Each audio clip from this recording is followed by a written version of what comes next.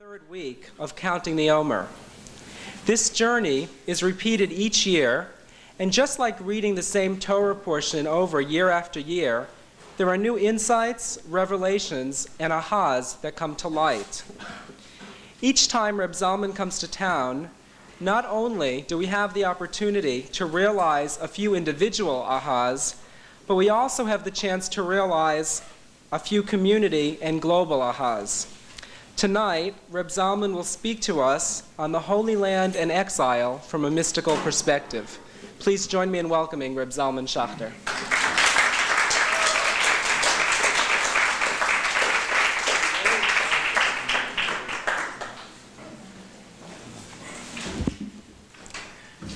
Just put this on.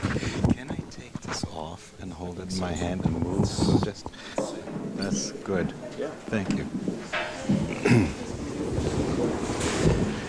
Jason does such a nice introduction each time, and along with it, he puts in a seed. And the seed, of course, is counting of the Omer, and a little bit later on, when it's darker outside, when we have moved out of this day and into the next day, we're going to do it together. Counting of the Omer.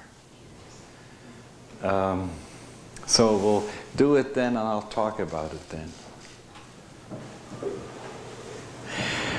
I'd like to invite you tonight to do a very special and delicate thing with me. It's the following. There are people for whom the word holy has taken on significance that is against life.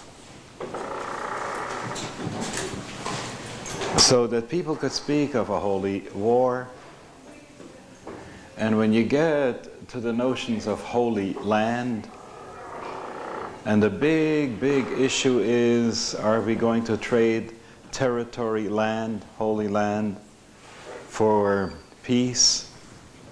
You hear the language in which people are talking about, how can we give up holy land? And do you understand what I'm getting at? The word holy, something has happened to the word holy that it has lost its window to the transcendent and become a threat to souls. To the point that if someone were to come and I say, I adjure you, I ask you in the name of all that is holy, and then it would begin you'd get a sense of someone speaking from a position that would want you to cramp your consciousness rather than keep it large. Okay? So how do we deal with that? So there is what I call the template. If I look at body and I look at soul, what keeps the connection between body and soul organic is the template. So when I speak of it as personality sometimes, or the DNA or the RNA, the pattern, what Zalmans me, The thing that Zalmans me, because could you imagine for a moment that if somebody were to institute another pattern, another form, would just modify the genetic pattern while I'm alive, I could, in a few weeks, turn to become the other. Because as long as something is alive, it's not static, it's dynamic, it moves, it's alive. So it can take on another shape. The shape that holy has right now needs to be altered, it needs to be cleaned up. The template of holy needs to be washed out. And if we succeed in doing that, then the notions that have to do with holy land, and that have to do with war, and that have to do with people not knowing how to get along with each other, I'd like to create a change in that. Now, I know I'm preaching to the converted. I don't have to work hard with you to open up the windows to higher worlds with you. That's not the problem. The problem is that the people to whom I really want to say it aren't right here. So the question is, if they aren't here and I'm talking to you, what good will it do? So I'm asking you to go to your witness space, to your own inner, holy, open witness space, and in that witness space, witness with me thinking, being, and experiencing about holy.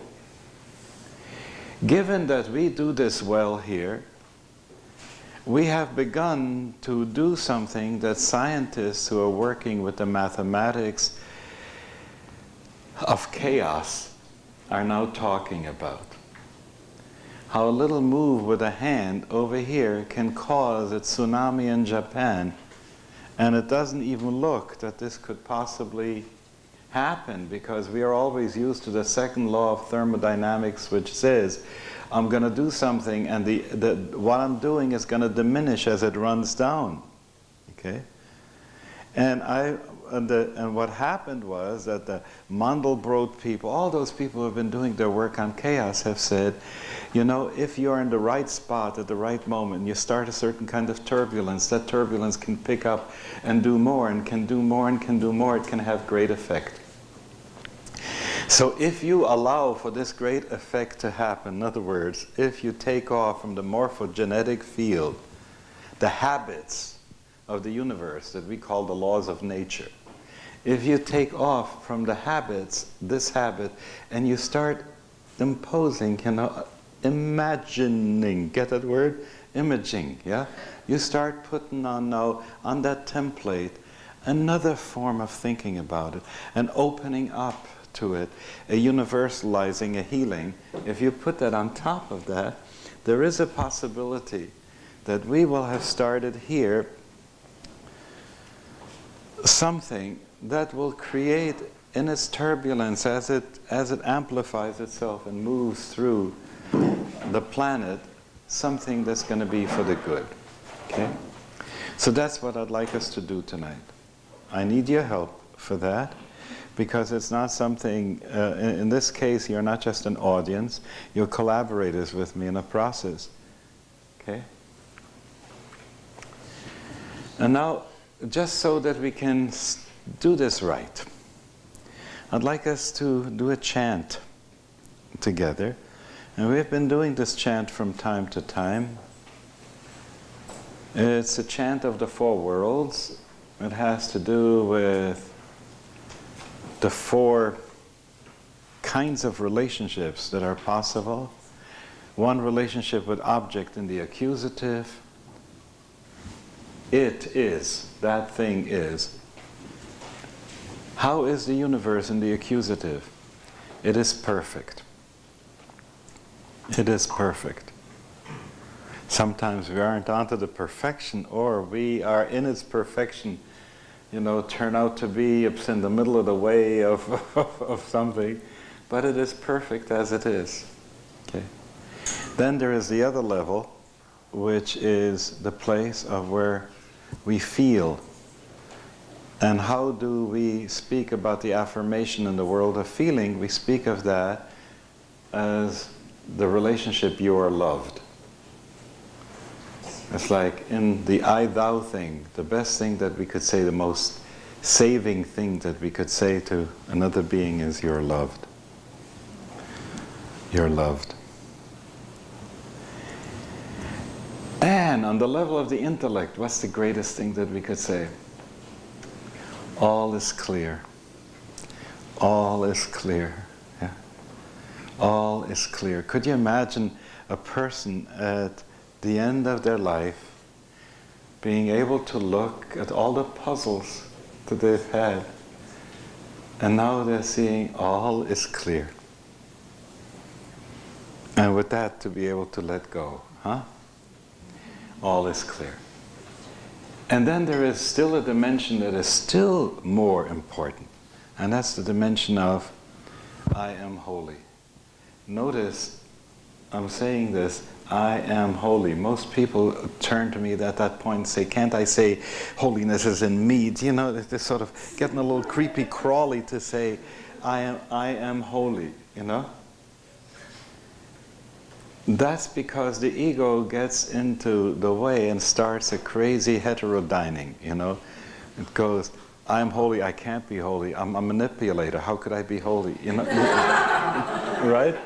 So the ego it can't hear it, okay? But who's talking about the ego? I'm talking about the boss, not about the manager, okay?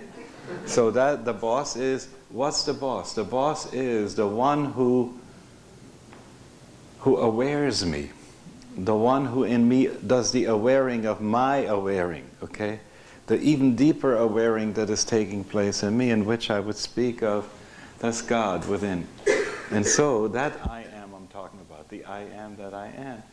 Yeah, I am holy, okay? So you got that chant, these words. It is perfect, you are loved, all is clear, I am holy. First we're going to do it all together.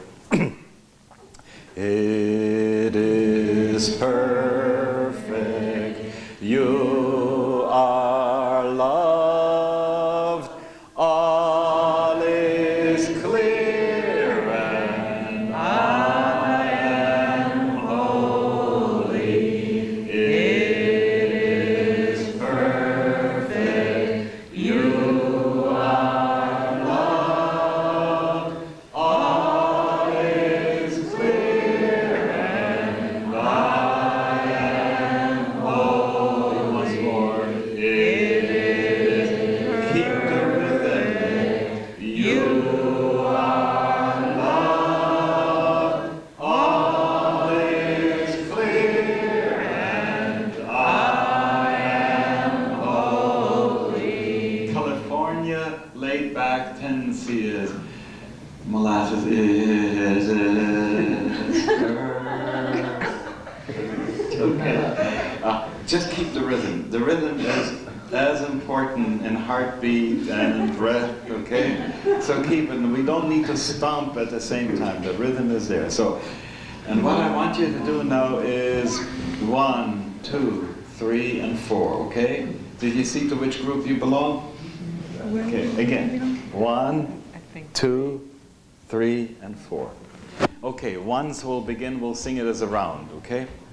Stand up, it's going to be better when you stand. You'll own it better when you stand, okay? Group number 1, start. It is, wait a minute, let's go a little bit higher. Do you think you could go a little higher in tone? It is perfect, you are loved, all is clear. No, it's not going to be, it's a twitch. No, it is perfect, you are loved, all is clear. That's a little better. I am holy. Okay, group 1. It is perfect. 2. It is perfect. 3. It is perfect. 4. It is perfect. All is and all is perfect. It is perfect. All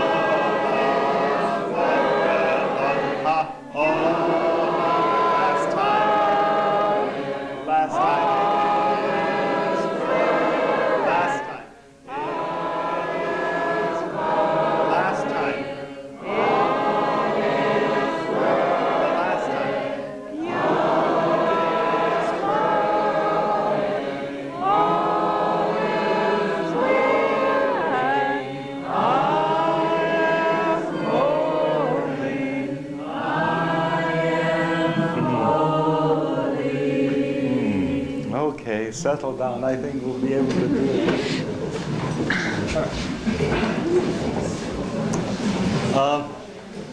Do you remember the Frisco Kid? Remember it was Shabbos and the Indians are coming? And he didn't want to ride. Do you remember that? It's an amazing scene. He doesn't want to ride the horse on Shabbos. So, but the Indians are coming and his sidekick is saying, you gotta, but it's still a Shabbos, so he bends down like this. And when he no longer can see the sun, he sort of says Hamavdil and jumps on the horse. Okay? I sort of bend down so I could count Sphira now. Are you ready to count with me? Okay. Let me show you a booklet here. I'm so delighted that this is happening. There are now 2 booklets out, one by Jonathan Gershom of Minneapolis, and this one here by Ted Falcon of Congregation Makom Or. What is this that we are doing? From Passover to Shavuot, we count every day in order to fulfill the thing that says, teach us to number our days so we get us a heart of wisdom. Because most of the time we live, one day melts into the other. We hardly are aware. What did you do last Monday at this time? It's it's all gone. A week ago before that, you forgot already, It's very, very hard to keep track. But if someone who counts Sphira, you tell him, what did you do on this and this day when you counted the Sphira of Gevura Shebetiferet? I'll remember this day.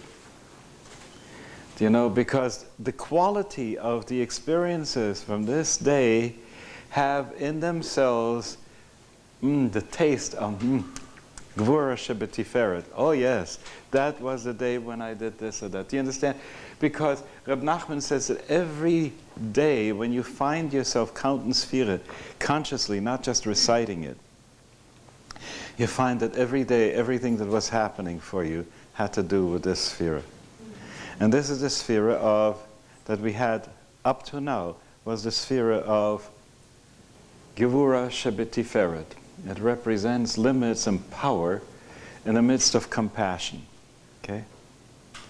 The power, the energy, the groundedness of compassion. Of presence. Of heart.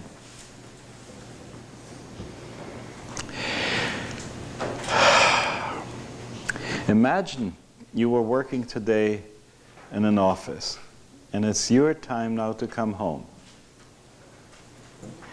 And when did you leave the office? Say 5 o'clock. And it's now dark outside, and you're coming home. When did you leave the office?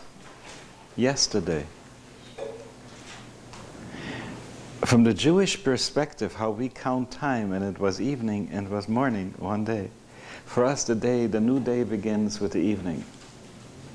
Could you imagine what that would be like if people would have that in their consciousness when they leave the office and they're going home to start a new day? Do you understand? When you look at the deep things that are in our tradition and you start utilizing them, you become, it can be really so exciting, because built into so many of the mitzvahs is that kind of psychoprophylaxis against the rust of the world, You can sort of protect yourself against the rust that comes from being in the world. So, it was evening, it was morning. So we're starting a new day.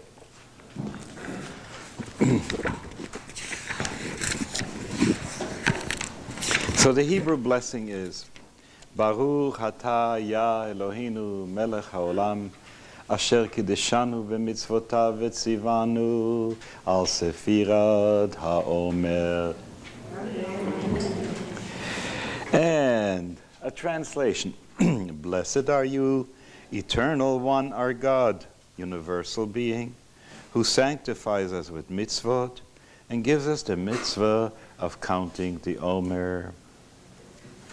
Blessed are you, Eternal, our God, the universal Spirit, who sanctifies us with paths of holiness and gives us the path of counting the Omer.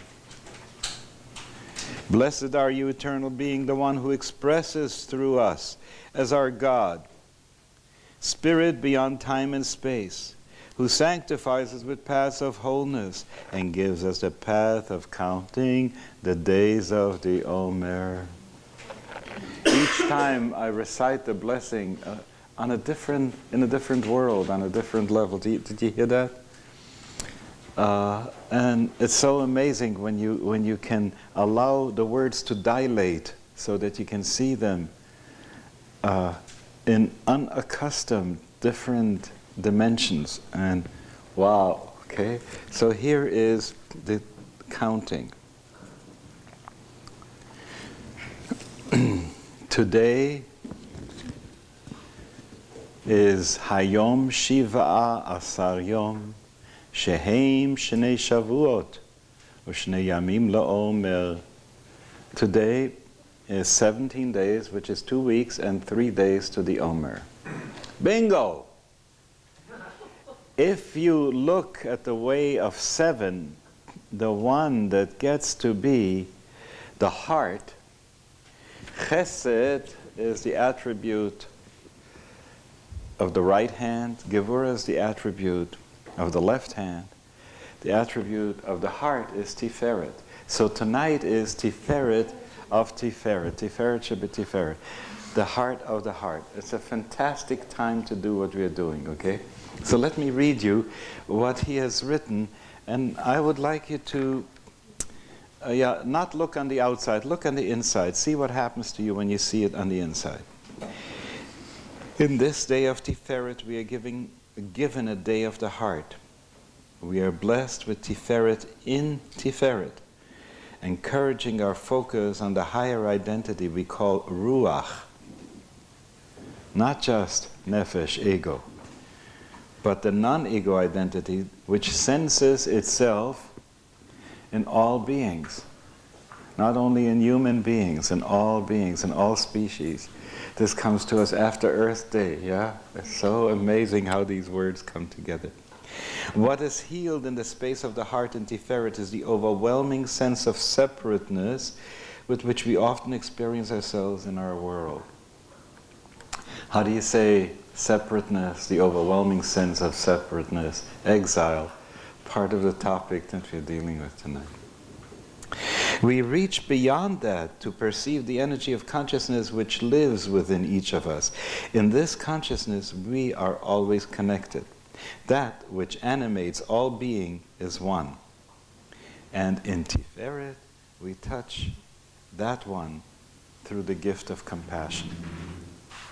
Compassion, to feel with, to feel together with. Through this awareness, which we understand that everything, through this awareness we understand that everything human lives in each of us. There is nothing which is truly foreign to us. When we stop throwing others from our hearts by pretending that we are better or that they are better, the possibilities of healing humankind can be realized. That sentence is a bissel, either I didn't say it right or it wasn't written right. Let me put it this way. If we stop pretending that we are better or that they are better, then we can create the possibility for healing. In other words, by recognizing the Ruach that lives in us that we share with one another. Today we renew our dedication to healing by opening ourselves to balance all human energies in this one light of self. Indulgence of our violence is a mockery of evolution.